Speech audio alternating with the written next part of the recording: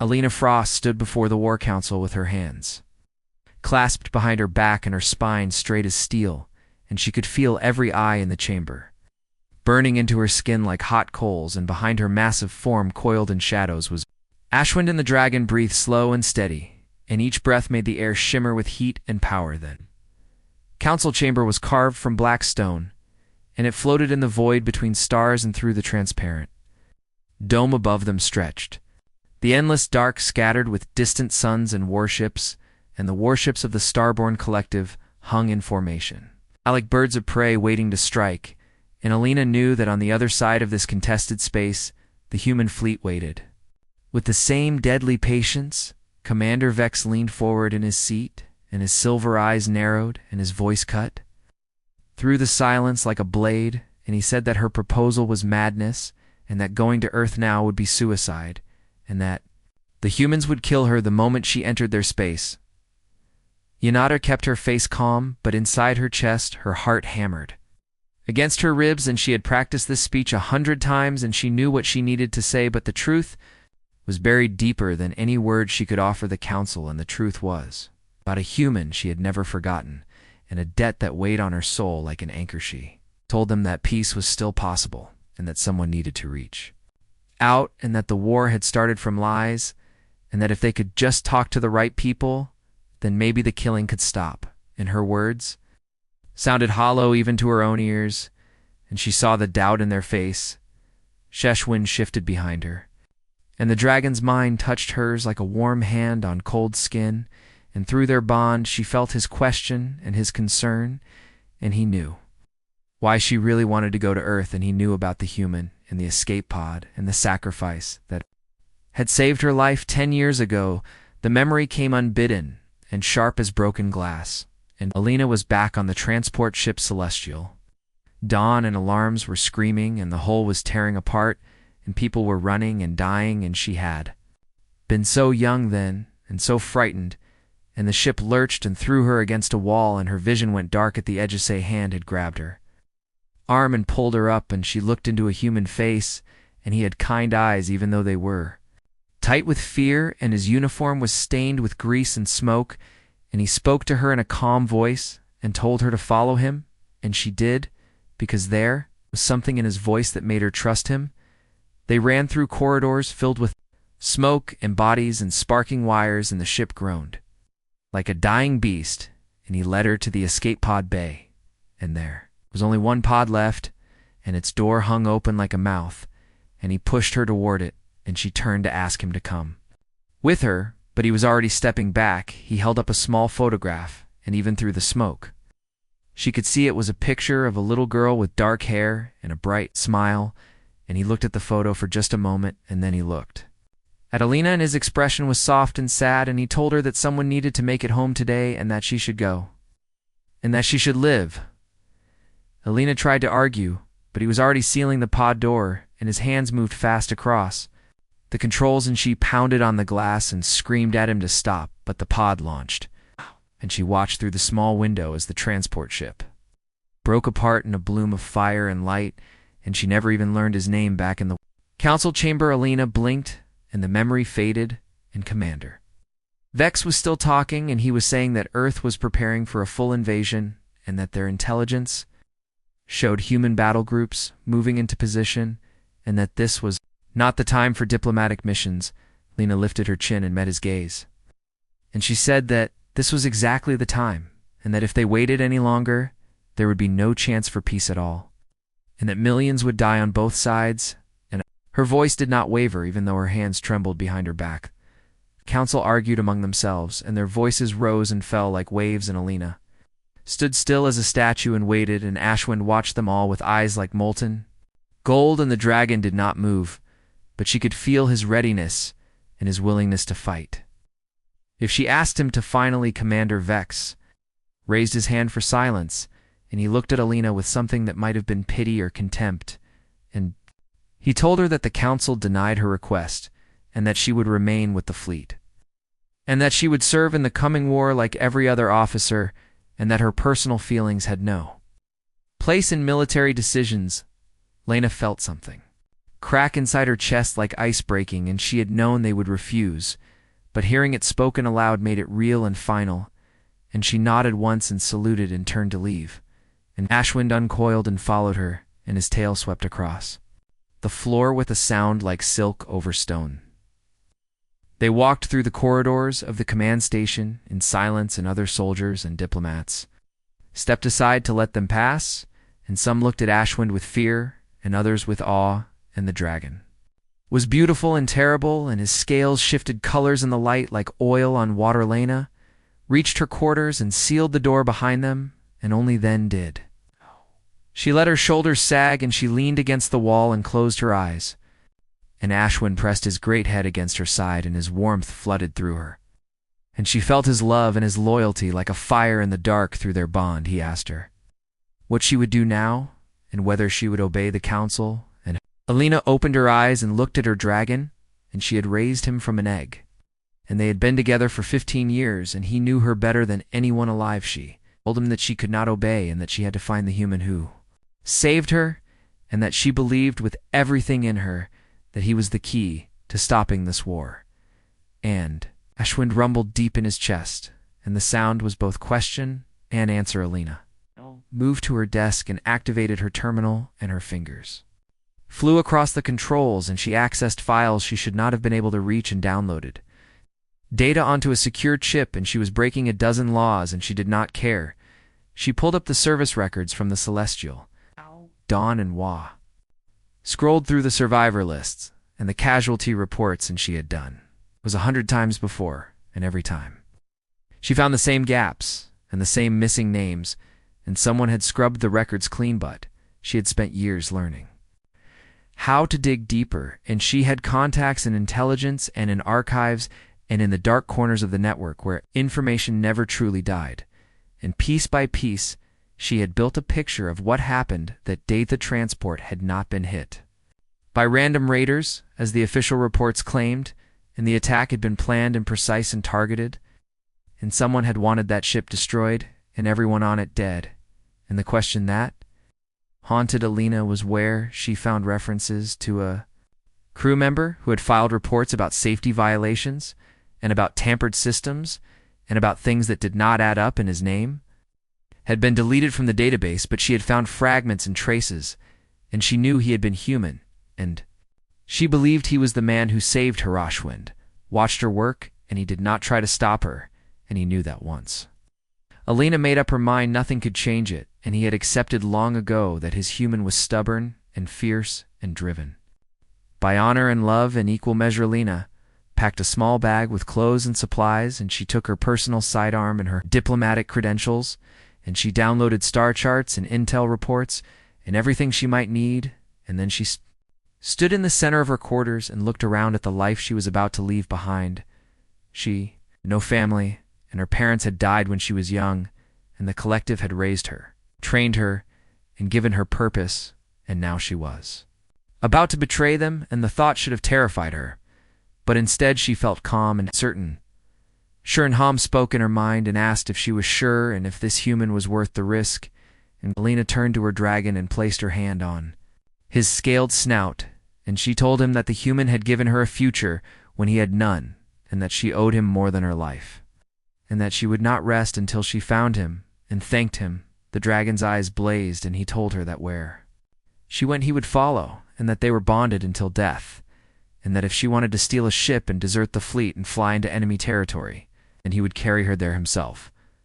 Lena smiled for the first time in days, and she pressed her forehead against Ashwin's scales and felt his warmth and his strength, and she told him that they would leave tonight, and that they would take one of the scout ships from the lower hangar, and that with luck they would be gone before anyone noticed. They moved through the station like ghosts, and Alina used her command codes to override security and to create false reports and to cover their tracks, and Ashwind made himself small and stayed to the shadows, and together they reached the hangar bay. The scout ship was sleek and fast and built for stealth and reconnaissance, and Alina had flown ships like this before, and she knew its systems and its capabilities, and it would get them to Earth if they were careful and lucky. She powered up the engines and ran through the pre-flight checks, and Ashwin settled into the cargo bay, where there was just enough room for him to curl up, and the ship hummed to life beneath her hands.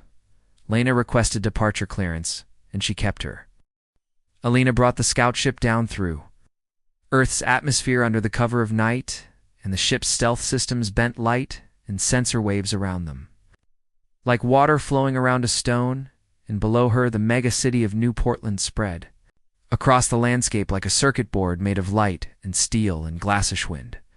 Stirred in the cargo bay, and his mind touched hers with concern and caution, and he could sense the millions of humans below and their fear and their anger, and the city thrummed with the energy of a species preparing for war. She landed the ship in an abandoned industrial sector where old factories stood empty and rusting, and where security patrols rarely ventured, and the landing gear touched down with barely a sound. And Alina powered down the systems and sat in the darkness, listening to the whole tick and cool through the cockpit window. She could see the glow of the city proper, and the searchlights that swept the sky, and the military transports that roared overhead. And she had entered enemy territory, and if she was caught, she would be executed as a spy, and her mission would die with her. Elena changed out of her collective uniform and into civilian clothes.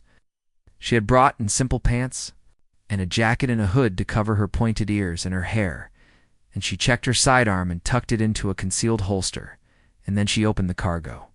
Byish wind filled the space and even curled tight. His bulk was massive, and his scales gleamed in the low light, and he looked at her with ancient eyes and asked without words if she was certain about this path. She told him that she had come too far to turn back now, and that she needed him to stay with the ship and to keep watch, and to be ready to leave quickly if things went wrong. And Ashwin rumbled his displeasure, but he understood, and he would wait. Alina slipped out into the night, and the air was cold and tasted of metal and chemicals and distant rain, and she pulled her hood up and started walking toward the city lights, and with each step she felt more exposed and more alien and more determined. She had prepared for this, and she had studied human culture and language and customs, and she had memorized maps and transit systems, and she knew where to go and who to find, but knowing it in theory and doing it in practice were very different things. The streets grew busier as she approached the main districts, and humans hurried past her with their faces down and their devices glowing, and nobody looked at her, and nobody cared about one more person in a city of millions, and she was grateful for their indifference.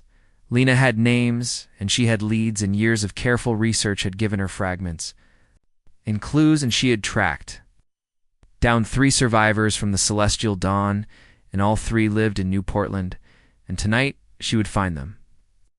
First survivor was an old man who lived in a rundown apartment tower, and Alina climbed 15 flights of stairs because the elevator was broken, and knocked on his door, and when he opened it, his eyes went wide with recognition and fear. She asked him about the transport and about the day it was attacked, and he stammered and tried to close the door, but she put her hand on the frame, and her voice was gentle but firm, and she told him she just wanted information.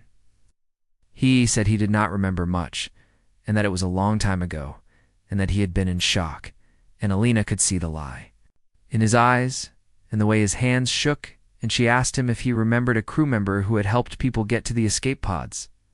Old man went pale, and he said that he did not know anything about that, and that she should leave, and that asking questions was dangerous.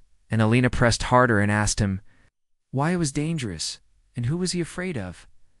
He shut the door in her face, and she heard the locks engage, and she stood in the dim hallway for a long moment before walking away, and she had learned something even from his refusal and his fear, and someone had scared these survivors into silence. The second survivor was a woman who worked at a data processing center, and Lena waited outside the building until shift change, and then followed her to a crowded bar and slipped into the seat next to her. Lena bought her a drink and made small talk, and gradually steered the conversation toward the past and toward the Celestial Dawn, and the woman's expression went cold and closed, and she said she did not want to talk about it. Alina leaned closer and kept her voice low, and she said that she had been there too, and that she was looking for a man who saved her life, and that she thought he might have saved others too. And did the woman remember anyone like that?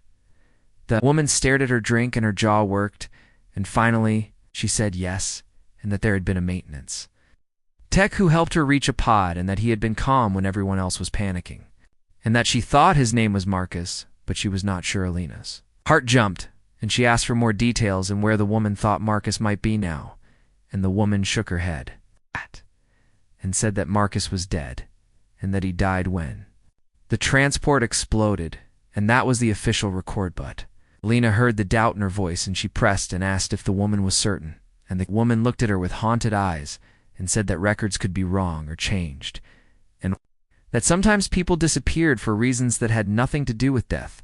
Lena thanked her and left and walked back out into the night with a name burning in her mind, and Marcus, and it was not much, but it was more than she had before, and it gave her direction and purpose. She found a small hotel and paid cash for a room and locked herself inside and pulled out her portable terminal and started searching for Marcus in Earth's databases, and there were thousands of people named Marcus, and she needed more to narrow it down.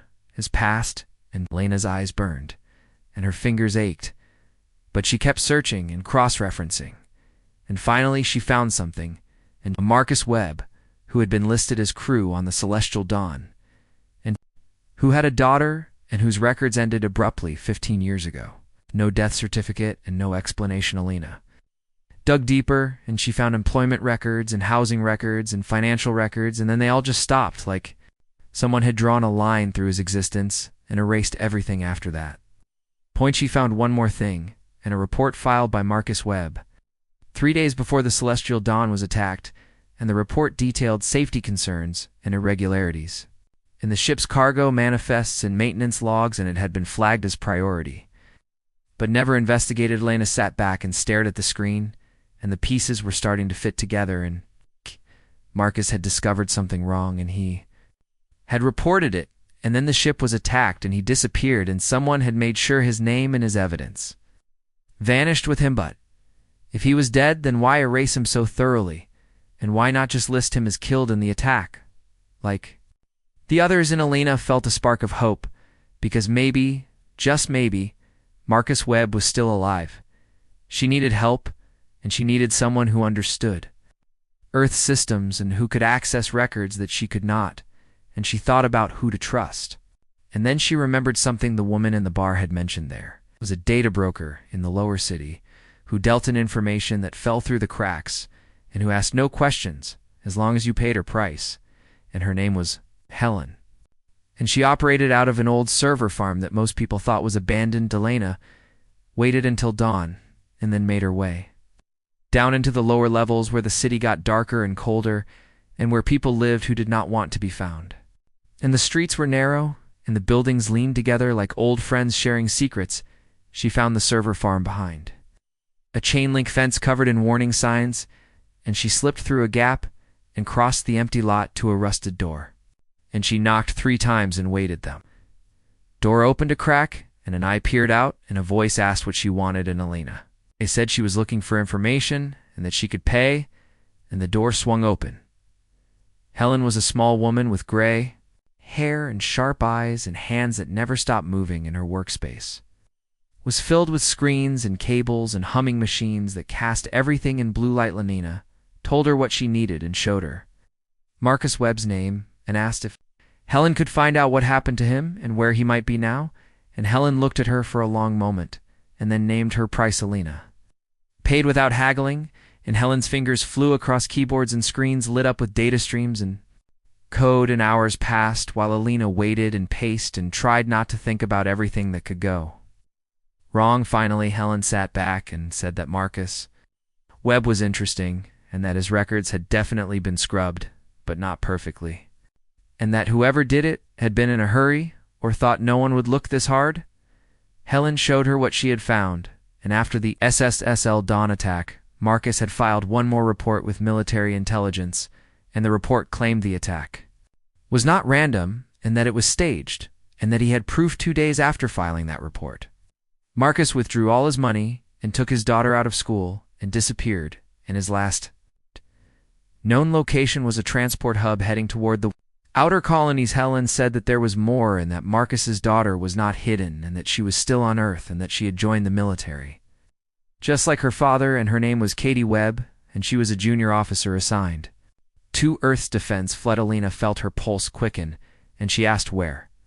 Katie was stationed, and Helen gave her coordinates The journey to Refuge Point took 3 days, and Katie spent most of that time staring at Ashwin with a mixture of fear and wonder, and the dragon watched her back with eyes that saw through skin and bone and straight into the soul Elena piloted the ship through contested space and used every trick she knew to avoid both collective and human patrols, and twice they came close to being detected, but each time she managed to slip away into the darkness between stars. Katie asked questions, and Alina answered them, and slowly the human woman began to understand the bond between Alina and her dragon and the depth of the debt that had brought them here on.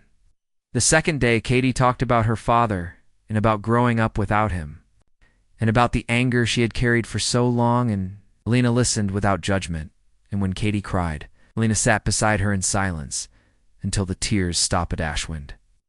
Spoke in Elena's mind and said that Katie was strong like her father, and that perhaps Marcus had passed on more than just his name, and Alina agreed and hoped they would find him before it was too late. Refuge Point appeared ahead of them like a dark star, and the station was a massive ring of metal and lights spinning slowly in the void, and ships of every kind clustered around it like insects, and here no flags flew and no laws held except the law of commerce and survival. Elena brought the scout ship in slowly and requested docking clearance, and the station control gave them a berth number and asked no questions, because that was how Refuge Point worked, and anonymity was worth more than gold. They docked, and Alina told Ashwin to stay hidden and to watch the ship, and the dragon was not happy, but he understood. And he curled up in the cargo bay and extended his awareness through the station's walls and into the crowds. Beyond, Elena and Katie stepped out into a corridor filled with beings from a dozen species and humans. Mixed with aliens and pirates talked. With merchants and soldiers drank beside smugglers, and everyone pretended not to notice.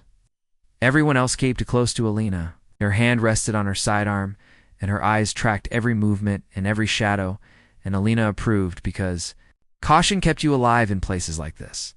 They had a name and they had a location, and Helen's information said that Marcus Webb worked under the alias Mark Stone in a repair shop on the station's lower levels, and that he fixed things and kept to himself and never caused trouble. The lower levels were darker, and the air tasted stale, and the crowd thinned to desperate people and dangerous ones, and Alina led the way with confidence she did not entirely feel, and Katie followed with her, jaw set and her shoulders squared. They found the repair shop wedged between a bar and a pawn shop, and the sign above the door was cracked and flickering, and through the grimy window Alina could see workbenches covered with parts and tools, and a figure bent over something mechanical. Elena's heart hammered, and she glanced at Katie and saw the same tension and hope and fear written across the younger woman's face, and together they pushed open the door.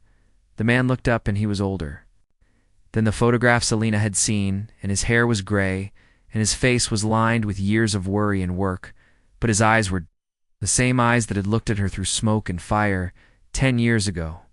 Marcus Webb froze, and his hand stopped moving, and he stared at Alina, and recognition dawned slowly, and then all at once, and he whispered her name like a prayer or a curse. Katie stepped forward, and her voice broke when she said Dad, and Marcus's face went white as snow, and the tool fell from his hand and clattered on the floor. Elena stepped back to give them space, and Marcus moved around the workbench and stood before his daughter, and he reached out with a shaking hand and touched her face like he could not believe she was real. Katie slapped his hand away, and her voice was sharp with pain, and she asked him how he could do this, and how he could leave her, and how he could let her think he was dead for 10 years. Marcus's eyes filled with tears, and he said he was sorry, and that he had no choice, and that everything he did was to keep her safe. And Katie shouted that she did not need to be kept safe. She needed her father. The door burst open behind them, and armed men poured in, and their weapons were drawn, and their faces were hidden behind helmets, and Marcus shouted for them to run. Alina drew her sidearm and fired twice, and 2 men went down, and Katie moved like lightning and tackled another, and Marcus grabbed a plasma torch and swung it like a club. The attackers were professionals, and they moved with military precision, and Alina realized with cold certainty that these were not random thugs, and someone had been watching and waiting for them to find. Marcus Shea shot another attacker and took cover behind a workbench and called out to Ashwin through their bond, and the dragon's mind blazed with fury, and he was coming. Marcus pulled Katie toward a back exit, and Alina covered them, and her shots forced the attackers to take cover, and more men poured through the front door, and there were too many. The wall exploded inward, and Ashwin crashed through in a storm of scales and fire and fury, and his roar shook the station, and people screamed and ran, and the attackers turned their weapons on the dragon. Ashwin was a nightmare made real, and he moved faster than something his size should be able to move, and his claws tore through metal and flesh like paper, and his tail swept 3 men into the wall with bone-breaking force. Alina saw one attacker aim a heavy weapon at Ashwin, and she shot him before he could fire, and the dragon's gratitude flooded through her mind. Along with his battle joy and his protective rage, Katie and Marcus fought back to back, and the daughter matched her father's movements like they had trained together all their lives, and Alina saw Marcus's pride. Even in the midst of chaos, more attackers came, and Alina realized they were not just trying to kill them, and they were trying to capture Marcus, and that meant he still had something they wanted. Dashwind unleashed his fire. And it was not normal fire, but something older and deeper, and the flames bent reality, and the attackers screamed, and their bodies burned with light that hurt to look at. Alina shouted for them to move, and she grabbed Marcus, and Katie grabbed his other arm, and together they ran while Ashwin held the corridor. The dragon's voice filled Alina's mind and told her to go, and that he would buy them time, and Alina wanted to refuse, but she knew he was right, and she promised him they would not go far. They ran through corridors filled with panicking crowds, and behind them came the sounds of destruction and Ashwin's roars, and Alina led them toward the docking bay where their ship waited. More attackers appeared ahead of them, and Alina cursed, and they turned down a side passage, and Katie said she knew another way because she had studied the station's layout. Marcus ran beside them, and his breath came hard, and he said that the attackers were from both sides, and that there were collective agents and human intelligence operatives, and that they all wanted him dead or silent.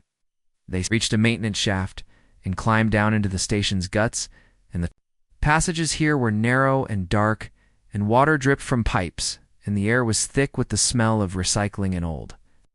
Alina called to Ashwin and felt him fighting his way toward them, and his mind showed her what he saw in the corridor.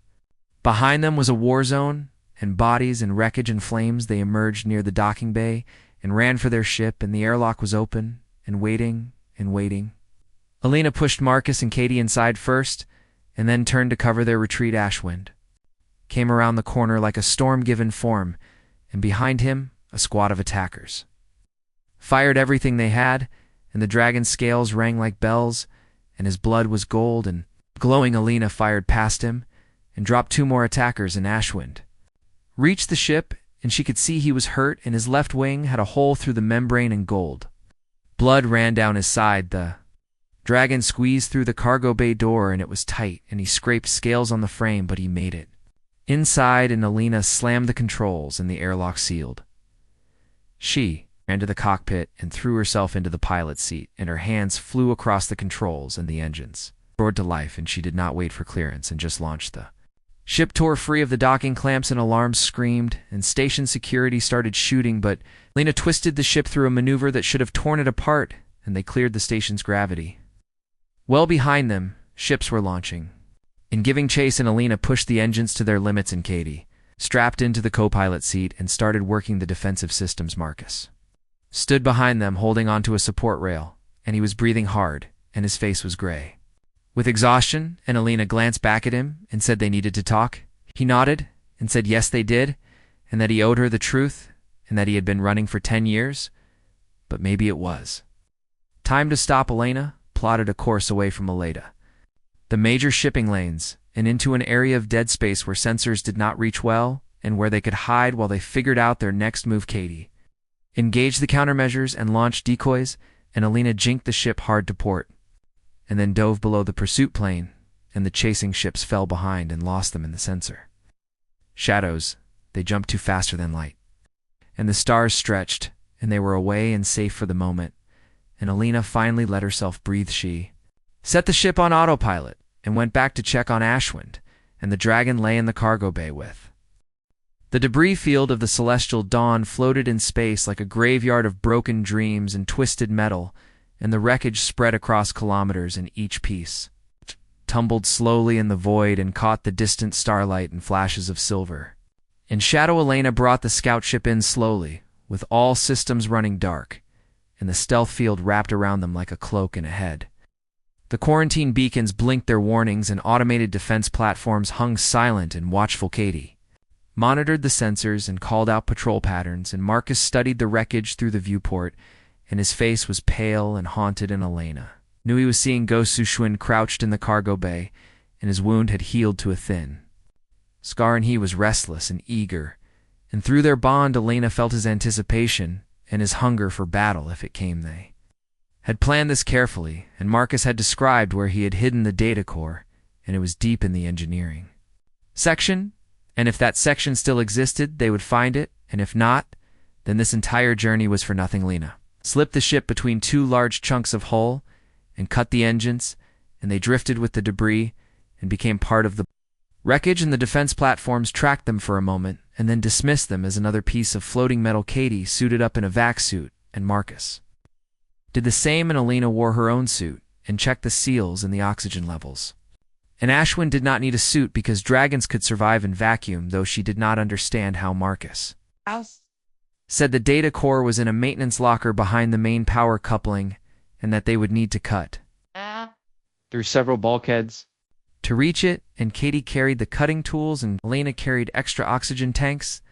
They entered the airlock and cycled it, and the outer door opened onto the vast darkness, and Alina activated her magnetic boots and stepped out onto the hull of a massive debris section. The wreckage was eerily silent, and nothing moved except their own bodies and the slow tumble of the ruins, and Alina looked around and saw bodies still frozen in the void and still wearing their last expressions of terror. Marcus stopped and stared at one body in particular, and Alina followed his gaze and saw a woman in an engineering uniform, and her face was peaceful, and Marcus whispered a name and said she had been his friend. They moved on, and Ashwin followed, and his claws gripped the metal with ease, and his presence was both comfort and reminder that they were not helpless. Here they found the section Marcus remembered, and the hull was torn open like paper, and inside the corridors were dark and twisted, and debris floated in the zero gravity like strange fish in a dark sea. Alina led the way, and her helmet light cut through the darkness and cast long shadows in behind her. Katie and Marcus followed, and Ashwin brought up the rear in his massive form. Barely fit through the passage, they reached a junction, and Marcus oriented himself and pointed left and said the maintenance locker should be 3 sections ahead, and they moved carefully and checked every corner and every waste shadow. Katie's suit radio crackled, and she said she was picking up something on sensors and that there was a ship approaching the debris field, and Alina cursed and said they needed to move faster. They pushed through the wreckage and climbed over collapsed bulkheads and squeezed through gaps barely wide enough for their suits, and Marcus was breathing hard, and Alina could hear it over the radio. Schwind suddenly stopped, and his mind touched Alanus with alarm, and he sensed something ahead and something alive, and Alina raised her weapon and told the others to be ready. They rounded a corner, and lights blazed in their faces, and armored figures stood in the corridor with weapons drawn, and a voice over their radio told them to stop and surrender. Alina recognized the armor, and it was Collective Special Operations, and they had been waiting, and someone had known they would come here. Katie raised her hand slowly and said they were not armed, and Marcus did the same, and Alina hesitated and felt Ashwin's rage building like a storm. The lead operative stepped forward, and his voice was cold and professional, and he said that Commander Frost was wanted for desertion, and that the humans with her would be detained and questioned. Alina said that she had evidence of a conspiracy, and that the transport attack was staged, and that they all needed to see what Marcus had found, and the operative laughed and said that was exactly why they were here. He said that the evidence would never see daylight, and that Marcus would disappear again, and this time permanently, and that Alina would stand trial for treason, and Katie would be returned to Earth as a prisoner. Ashwind moved, and his speed was impossible in the confined space, but somehow he flowed between obstacles. Like liquid shadow, and his claws raked across the lead operative's armor, and the man flew backward into his squad. The corridor erupted in gunfire, and Alina dove for cover and returned fire, and Katie pulled Marcus down, and they scrambled behind.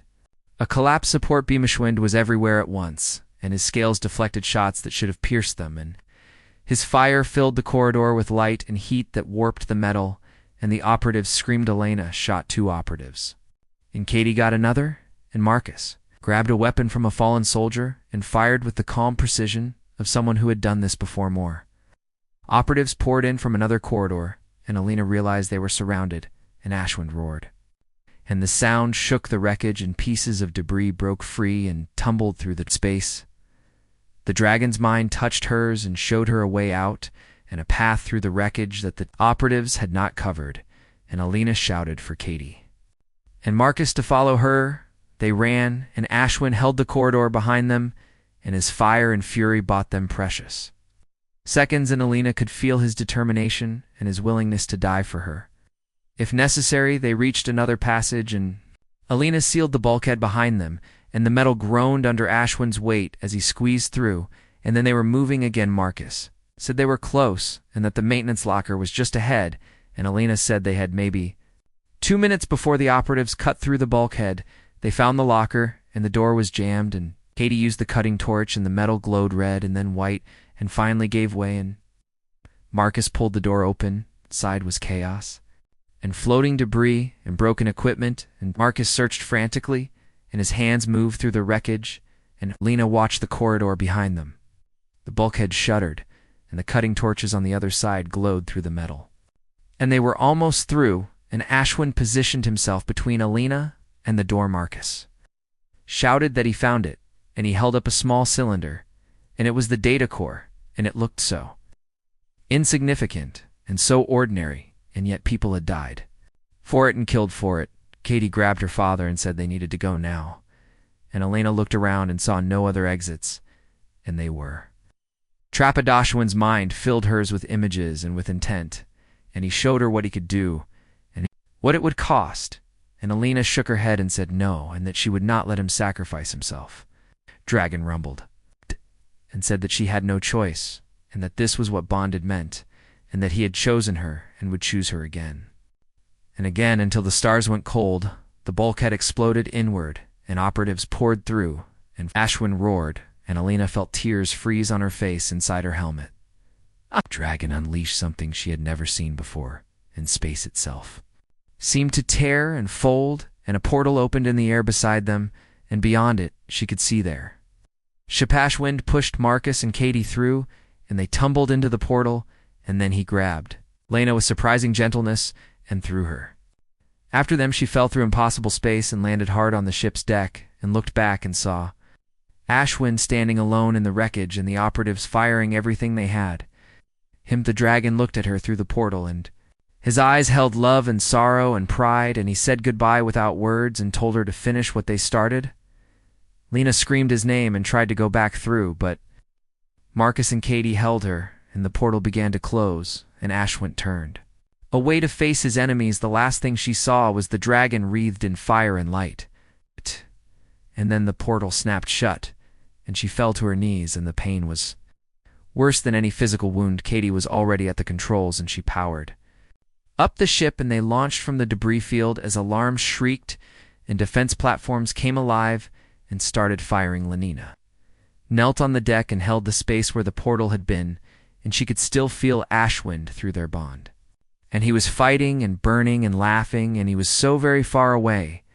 Marcus knelt beside her and put his hand on her shoulder and said that Ashwind had saved them all, and that they could not waste his gift.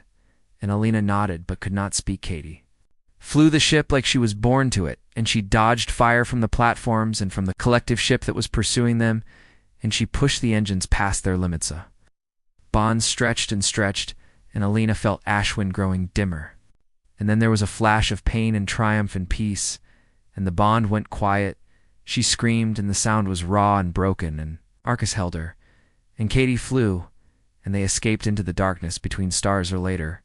Alina sat in the crew compartment and stared at nothing, and the data core lay on the table in. The Sigma crossing system burned with the light of 1,000 ships, and the human fleet spread across one side of the void like a wall of steel and fire, and on the other side, Collective Armada gleamed with exotic weapons and shields that bent. Starlit Alina brought the scout ship in from below the battle plane and kept the stealth systems at maximum and beside her. Katie monitored the tactical displays and counted warships and weapons and lives about to be thrown. War Marcus worked frantically in the back, preparing the broadcast and triple-checking the data encryption and ensuring that once they transmitted, nothing could stop the signal from spreading to every ship in every station and every station.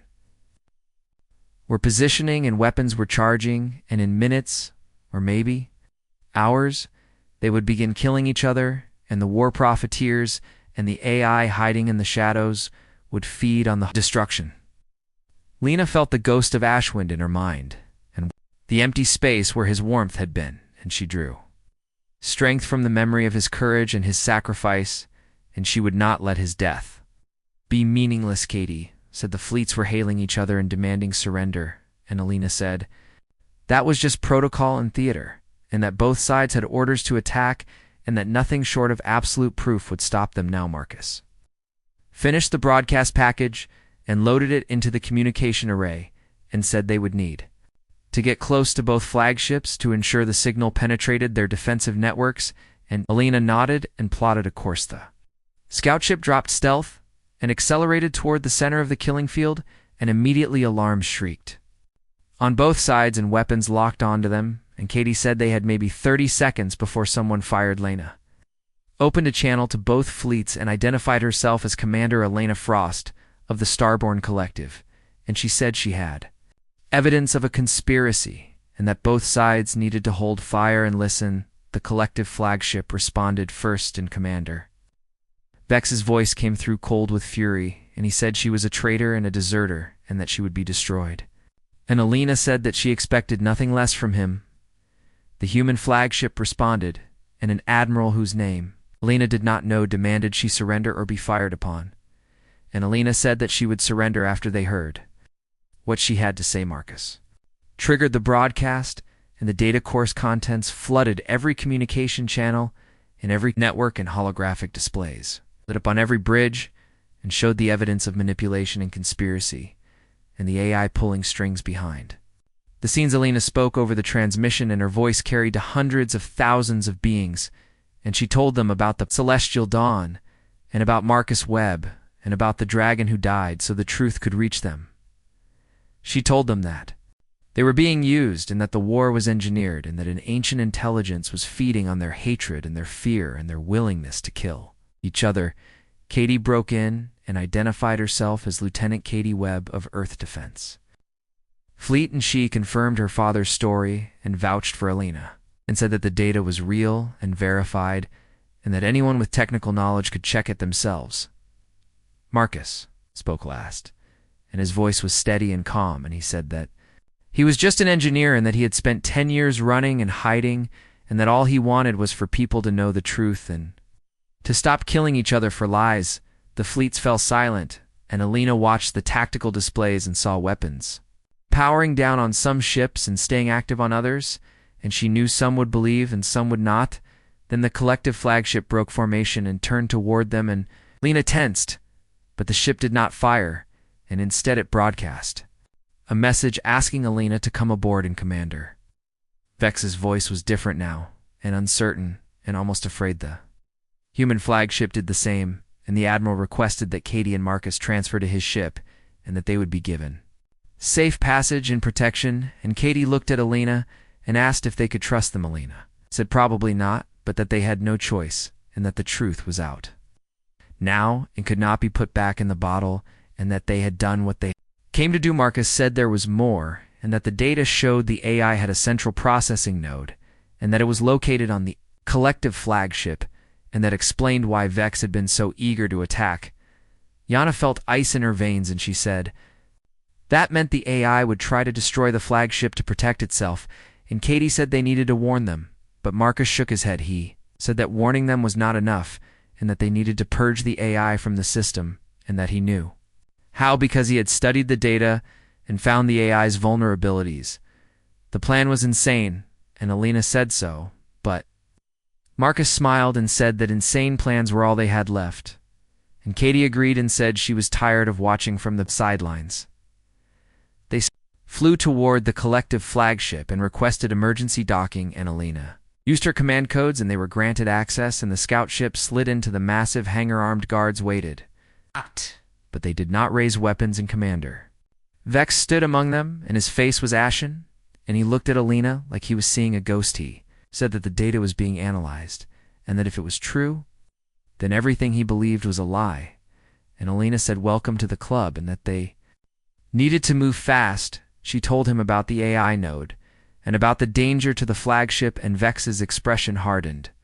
And he said the node was in the central computer core, and that it was heavily shielded and guarded by automated defenses. Marcus said he could override it, but that he would need direct access. And Katie said she would go with him, and Vex said he would provide an escort, and Alina said she was going too.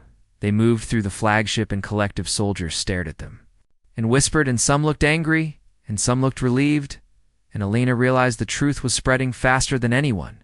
Kukanta computer core was deep in the ship's heart, and the corridor leading to it was lined with security systems and automated turrets, and Marcus studied them and said the AI knew they were coming. Vex ordered his soldiers to disable the turrets manually, and they worked quickly and efficiently, and Alina helped, and soon they reached the core entrance. The door was sealed, and Marcus connected his portable terminal and started working on the encryption, and the AI fought back and tried to lock him out, but he was patient and clever and found the cracks in its defenses. Kati stood watch with her weapon ready, and Vex paced, and his hands clenched and unclenched, and he said that if the AI had been manipulating the collective for years, then how many decisions were really theirs? Alina said that guilt and blame could come later, and that right now they needed to stop the AI before it decided to detonate the flagship's reactor and take everyone with it. Marcus said the door was almost open, and then alarms shrieked, and the ship shuddered,